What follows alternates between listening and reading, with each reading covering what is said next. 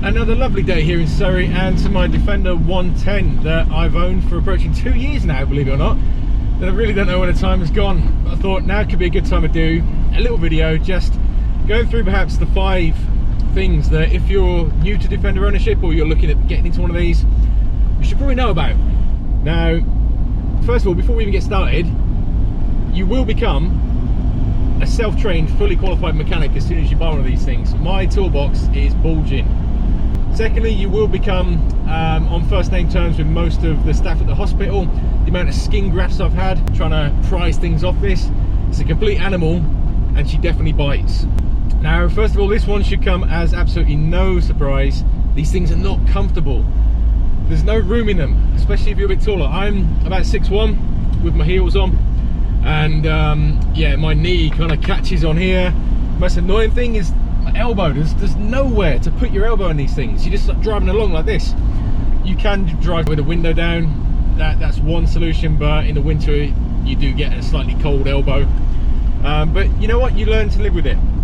It's not actually that bad. You do kind of adapt. Even with the seat all the way back, there's just not much room in these things, which is a bit surprising because from the outside they look absolutely massive, and there is a lot of space in the back to store stuff. But once you start getting into this little area where people sit with a seat back, there's very little room in the back and there's very little room in the front, which doesn't make sense, but you get used to it, like I say.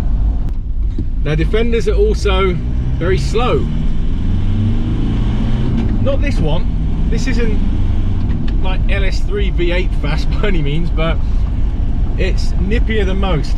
Now, just to go back to the basics, these things are kind of farm vehicles, and they come out of the factory with 120 horsepower, which is, well, to give you an example, my wife's Abarth weighs about, I don't know, a third of this, and it's got 180 horsepower, just to give you an idea. So they are very slow, but that's not to say you can't fix them, and they are very easy to tweak.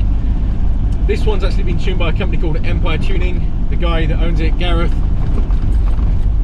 yeah, bumpy, he's very, very good. And yeah, he can really work his magic on these types of cars with a simple remap. I say simple, it's obviously involved, but with a remap you can get these up to about 170 to 180 horsepower. And then there's a lot more you can do as well. You can change the intercooler, you can change the turbo, you can go hybrid turbos on them. I actually raced the Defender the other day for my sins on a bypass. I'd come off a roundabout and he was right behind me, so I dropped the gear, put my foot down, rude not to, and it actually left him. It was surprisingly quick. So yeah, it's a slippery slope then, because after that I was feeling quite happy, and I got on the phone to Gareth and I'm like, right, what else can we do? Once you remap it, you then start to look at other upgrades as well. It's going faster, so you need to start thinking about doing the brakes. Then there's the suspension. Obviously, if you're going faster, you're probably going to roll over, so you want to start looking at getting a roll cage. But then roll cage weighs a ton, so the power to weight drops, then you need to do more remapping. So it's just constant. Then there's the wipers. Honestly, the wipers, if you come out of a modern car, my god, you get in this thing, and it's like a 4-year-old just found them in one of their toy sets and just attached them to the windscreen. They are that bad. Yeah, they move the water around very effectively, but they don't really get rid of it. It's shocking. A big thing you definitely need to worry about is theft. These cars are like thief magnets. They're just things, people nick things off them.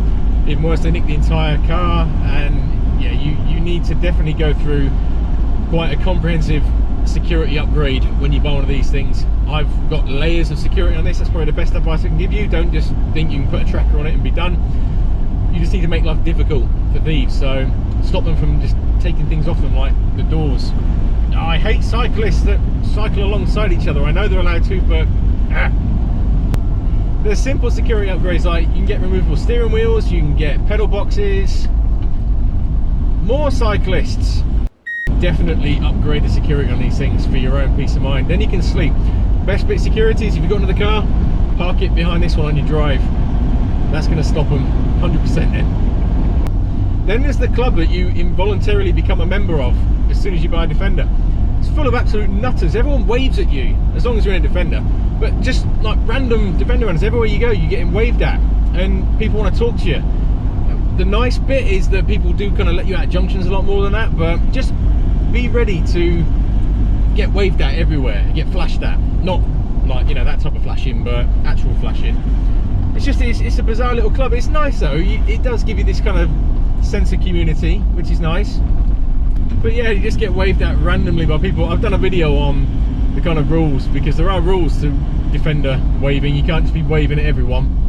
So watch that video. I'll put a little link up to it so you can see what's going on. Learn them. Thank me later.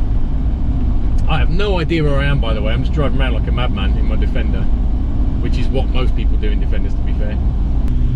But you know what, those few things, they're all far outweighed by just the fun you'll have from owning one of these things. They're great fun. They always put a smile on your face. You're not going to really lose money on these things.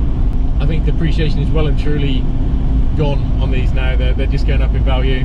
Look after them and you really can't go wrong.